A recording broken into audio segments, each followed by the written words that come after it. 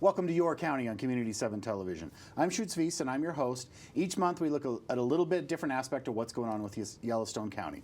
Given recent events, we're very lucky to have Commissioner John Ostlund on with us. John's going to talk to us about the county's response to the COVID-19 outbreak and pass along some good information that we need to know for Yellowstone County residents. So John, thank you so much for being on the show. Shoots, thanks for the opportunity. It's great. You bet. We're going to get into some, kind of some of that topical information, that current information, but let's lay a baseline here. Let's talk a little bit about the background of Yellowstone County Public Health, and tell us what is Yellowstone County Public Health and how do people recognize it in the community?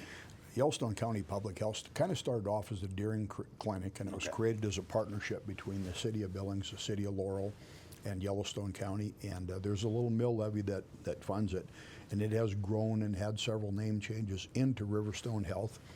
It's run by the Board of Health, so there's an appointed board that runs it. John Felton is the CEO, and largely their revenue sources are Medicaid, Medicare, and fees for services, along with some tax-based money to keep operating.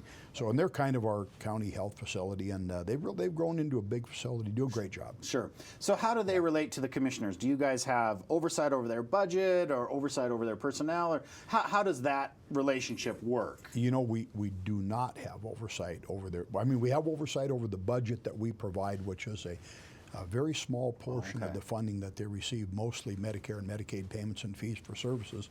And the Board of Health actually directs all the activities over there. So they are a completely independent branch. And then John Felton is the Chief Medical Officer for the county, so he has enormous broad authority in an event like this where you have a pandemic to close businesses and do some of the things that you've seen happen lately. Okay.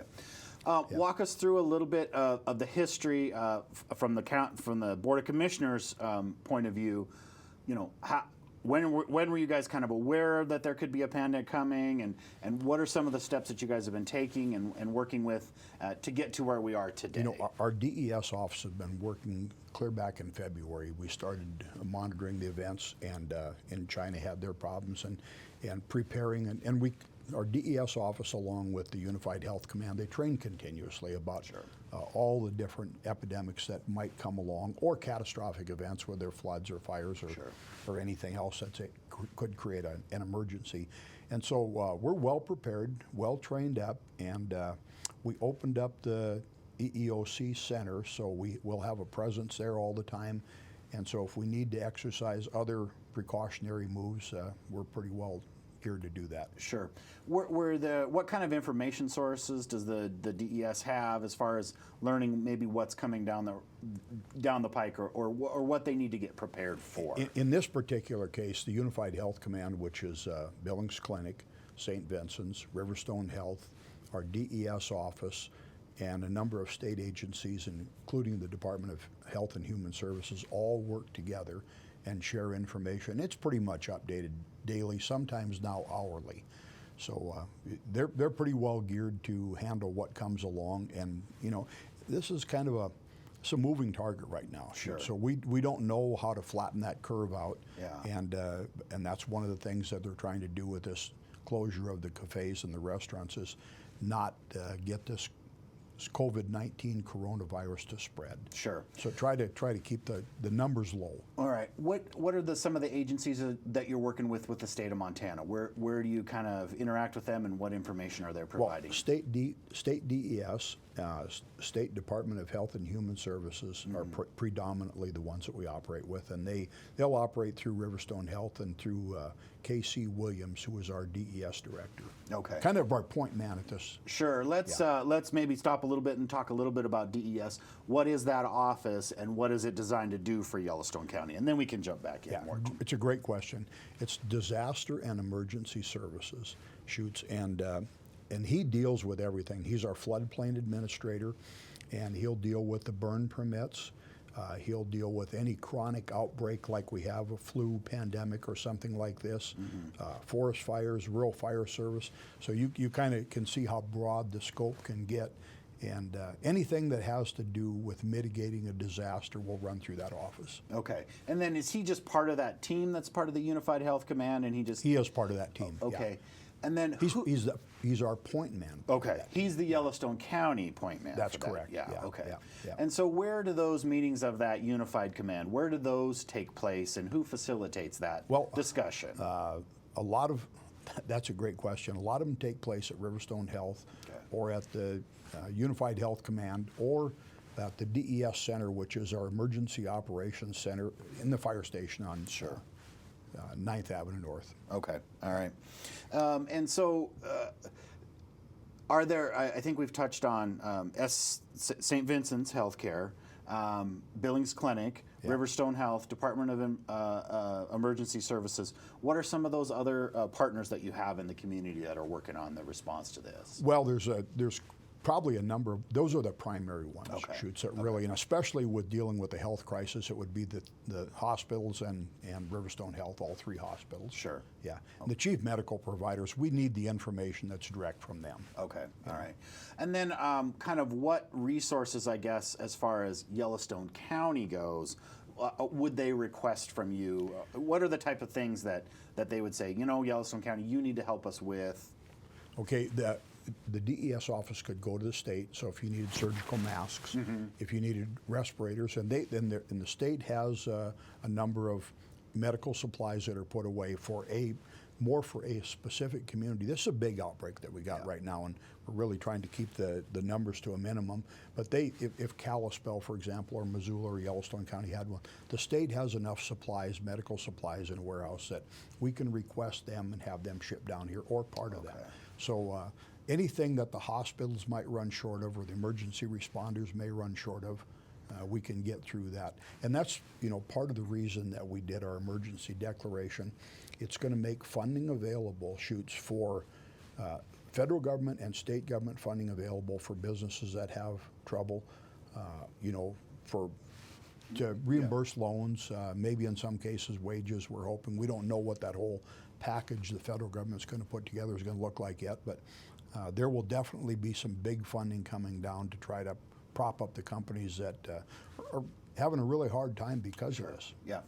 Talk to us a little bit about why, I guess I would say it this way, why does Yellowstone County have to declare an emergency versus the state of Montana or the national government, or why does Yellowstone County itself have to do that in the face of some of these other things that are going on? It's simply the government process. That the president made a national declaration, the governor made a state declaration, and the Board of County Commissioners making a countywide designation for emergency. That allows us just simply to access the funds. It doesn't restrict anything. It's just part of the process so that our employees and our business people and our patrons can access whatever emergency funds are available, and low-term loans, low interest, short-term loans. Okay. So all those things. So if I'm a business or a person that's being affected by this, what do I come to the county to do? Where do I go and what do I ask for? Well, you'd start with DES, and we've got a website up there, and we had some businesses come in today that are affected businesses, Shoots, and they need to fill out a form, and we're going to track all those forms. And so if your business is shut down and you got to do some additional cleaning or anything related to this virus outbreak, you need to send the documentation in. It's a pretty short form, pretty easy to download off the web and fill out or send it back in electronically. And then at some point when the reimbursement does come, then we'll be able to reimburse those businesses that have applied. But if you're going to get reimbursed, you got to apply. Okay. You got to follow that process through the DES office. Okay, and just go to their website, download Go those to their forms. website, download the information, and fill it out. Is there any sort of timeliness to this? Do I need to, maybe I'm knee deep in disinfecting and, I can't do it right now. When would be a time I have to get that form sent in? Well, I don't know if I have the answer for that. Okay. I would expect that you would be better off being timely, and and you want to keep those reports coming in so that we got them. They'll put them on file, and we'll store them electronically, and then it's just an absolute necessity, Shoots, to have that form filled out if you're going to do it. So you need to have someone in your business pay attention to that part of Okay. the process. And then do I need to keep documentation of kind of all of the things that are impacting me as far as this goes? That never hurts. Yeah. Okay. It's always good to have your own copy too. Yeah. And so initially I'm going to turn that form in, and then I'm assuming I probably don't, I may not know the extent of the damages. So that just kind of gets me on file to say, I know I'm going to have damages, and I know I'm going to seek that. That will help us assess the damages. Okay. And it will help with the distribution of funds that come down from the federal government once the loans and grants and that package that Congress is putting together right now is available. So we're hoping that that's not delayed much, and I don't think it will be. Okay. Now, is there anything about that emergency declaration that allows you to get money from the state of Montana, or is it all national funds? Well, we haven't seen any yet. Okay. That could be a possibility too. Okay. So for now, from It's pretty early in the process, and it's work in progress. And no one really knows how much money is going to be available, but it looks like it's going to be billions. There'll be a lot. I mean, this is going to be a huge deal. Yeah. So for now, though, from the state of Montana, you're looking mostly for those supplies that may not be available if they're needed at this location. Yeah, we have to do the emergency declaration so we can access the supplies. Okay. Yeah. Through this whole process, was there a good website or a good place for people to go to kind of get information about not only about the outbreak, but the emergency declaration and stuff like that as well? I think so. Riverstone Health has been pretty good, and they'll certainly be out there in the forefront now and in the paper and on the news. And we've got a website set up that you can go into the county and access all the information that's available, and call us. Okay. You can call the commissioner's office, or you can call the DES office, and we'll take your calls and we'll get you headed in the right direction. Okay. One thing that we touched on briefly, but I would like to go back and have a little bit of discussion about is the ability, I guess, of the Board of Health to make, to kind of say, okay, we're going to close restaurants and businesses. And I think normally people would say, well, wouldn't that be up to the commissioners? But walk us through or explain to us how that's not in the commissioner's hand and it's more in the hand of someone from Riverstone Health. That is a little bit of a complex situation, Shoots, and that typically used to be in the Board of County Commissioners' hands, and we appoint that person. So John Felton is that person, and that's worked its way through the system, and this is a new deal for all of us. Mm-hmm. We've never had to exercise that amount of authority, and certainly John Felton never has to exercise, had to do that before. Sure. But because this is a pandemic, the chief health officer has broad powers to close things down and enforce that, and so we're at that stage now, and I'm hoping that we can work our way through it quick. I'm hoping that we can. What they're trying to do is flatten out the curve of the number of people who get the virus and have to be treated. We're going to have testing sites down at the Metro. There's already testing sites at both hospitals. Okay. And they're set up so you can go up, and you need a doctor's slip to go there. I mean, everybody who has a cold or a sore throat that doesn't have all the right symptoms isn't going to get tested. There's limited number of supplies to test. But we're going to be pursuing an opportunity at the Metro, and we'll test everyone. Find a way to test everyone that thinks they might have the virus, and the doctors send them down there. Okay, so if I got some of the symptoms, and how about this? What are some of the symptoms that I should be looking for to get this process basically rolling? Respiratory problems, a temperature, and that achy feeling you get with a cold and flu. Okay. And I think the temperature is like 101.5 or something. And but they got to have a certain set of symptoms before they're really going to be recommended for a test. So they tested about 300 people in Montana, and found like 8 positive cases, which is good news. So. Yeah. And so I've got some of those symptoms, and then I need to go see a doctor. Is that right? Or you need to call your physician. Or you need to call a physician. Yeah. I know. I've heard that the kind of the teledoctor or whatever has been very popular here, because then I don't have to go to the waiting room. I don't have to sit with other people and that kind of stuff. And the doc says I need to get tested. Then my options are to go to Billings Clinic, St. Veis, or Billings Clinic or St. Veis right now, and shortly we'll have a facility down at the Metro in the Sandstone building. And we're going to have a drive-through. It is going to be a drive-through. It's going to be set up to. They'll do a swab when you come through, and bring your doctor's note with you. Bring your doctor's note with you. Okay. And And then do they have an estimate on then how long it'll take for me to get results back from when I go drive through? We're hoping one day. Okay. Yeah. All right. I mean, they're really gearing up and they're getting a lot faster at this. And Okay. All right. And they'll just give me a call then and do it. And Yep. you may not have the answer to this, so if you don't, not a big deal. If I get a call back and I don't have anything, that's great. That's wonderful. If I get a call back and say, you know what, you did test positive for this, do you know kind of what the next steps are at that point? it would be isolation. Okay. You know, I mean, that's one thing you want to do is set yourself away from the public. You may or may not need hospitalization. That will totally be up to the doctors. Okay. And so in a lot of cases right now, I think they're recovering at home. And Shoots, it doesn't appear that young people, they might have symptoms much like a cold, Sure. runny nose and a little bit of fever and congestion in their lungs and the aches and pains and stuff that go with it. It seems to be the hardest on people over 60, and if you have respiratory problems, heart problems, you know, anything that would, you know, the doctors would consider a pretty serious illness. Sure. You need to be extra careful not to catch that, because this is the fatality rate on those people certainly will be higher. Yeah. Is there kind of a point at which, you know, this is not getting better, I need to get to the hospital? Do they have a kind of a where that point is? If you're feeling like that, head for the emergency room. Okay. Yeah. All right. I mean, if you think that the symptoms are worsening, you need to be in the hospital. Okay. All right. Yeah. Is there any sense, and has there been discussion about, you know, are there enough hospital beds for this? Are they going to, you know, switch resources for that kind of stuff? Any type of discussions along those lines that you've been a part of?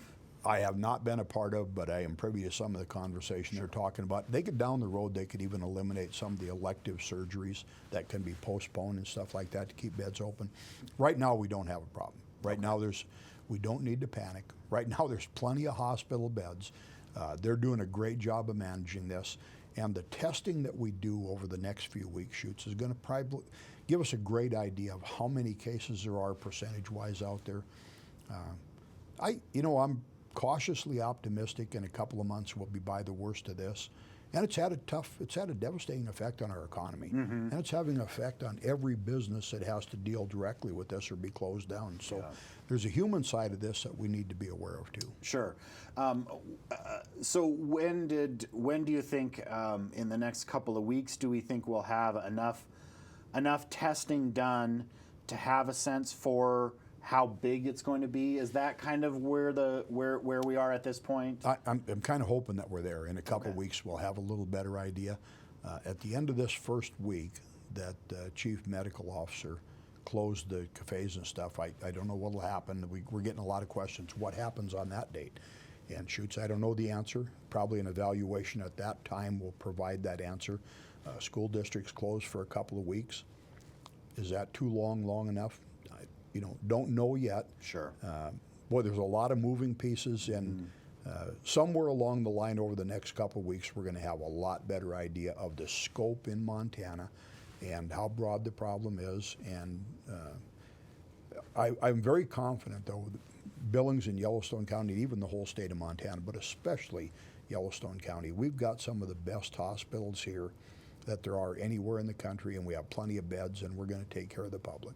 Okay, all right. Have you had discussions, I guess, with other commissioners or MACO discussions on a high level? That's great if Yellowstone County requests, all the face masks in the state, but Missoula County might have something to say with that as well. Have you guys discussed this on a commissioner level across the state as how you guys are going to try and work? We really haven't. We've let our DES coordinate that, and that's going to kind of be which community gets the outbreak the worst first. Okay. And then they won't send all of the stuff to any one place, but I'm sure they're going to make enough available for us. And nationally, the president's making more resources available, and I think they're working as fast as they can to replenish all that stuff, that face masks and surgical gloves and any protective gear that you need, the gowns, the masks, the whole deal. So I think the United States is probably the best prepared of any country in the world to take care of this.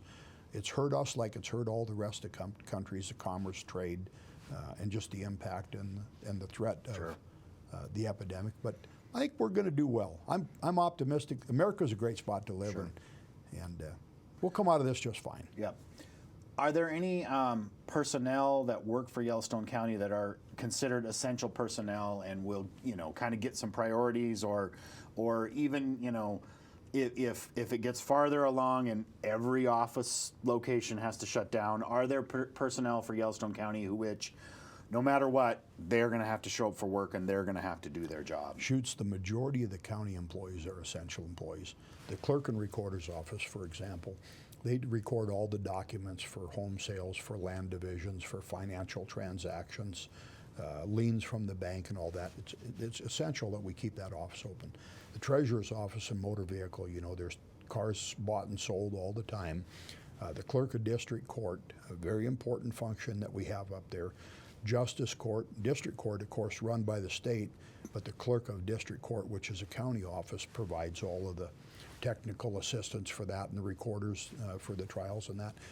We're going to find a way to make all those work. We're going through an exercise right now in the courthouse. We got our chairman, Dennis Pittman, and Scott Twido, our HR director, and our county attorney, Gene, our chief civil attorney, are reviewing with every department head what functions we can't do, and a lot of them we can't do, like the clerk of district court. That's a very defined software that with specific licensing stuff that has to be done, can't be done from home. That needs to be done in the courthouse. So I'm going to say that we're going to keep everything open. With that said, we're going to accommodate any employee that has, if you have an employee, and we have some, all of us do, that may have respiratory problems or whatever, that needs to work from home, we'll do our best to accommodate that or provide them with sick leave opportunities. Allow them vacation, sick leave. We got a loan program for sick leave. We're going to do our best to make sure everybody is at work, and we do all the functions of local government, and we continue to operate. Okay. Are you finding the jobs that you can where, you can work from home, and please do that? There are a few, but prosecutor's office, that creates some issues in that they do some work from home. A lot of it's got to be done in the courthouse or the courtroom. Yeah. So. What about sheriff's office? What kind of requirements do they have for people to be there and that kind of stuff? One of the big things we're dealing with like the sheriff's office, are a lot of the deputies are younger. They have kids, and so you need daycare for them. And when they're out of school, we need to provide that. And they're actually doing that at the library right now. They're providing daycare for emergency responders, which I thought was a great solution. These guys need to be on the street. Yeah. And we're shorthanded a number of deputies right now, and so any of them that do catch just the normal flu, just all the things that you got to go through without the coronavirus, they're doing a great job, and my hat's off to our emergency responders. Once again, they're going to be on the front line and taking care of us and doing a good job with it. Yeah. Now, what about down at Yellowstone County Detention Facility? Again, those folks don't have a choice, as they shouldn't probably, of where they're going to go.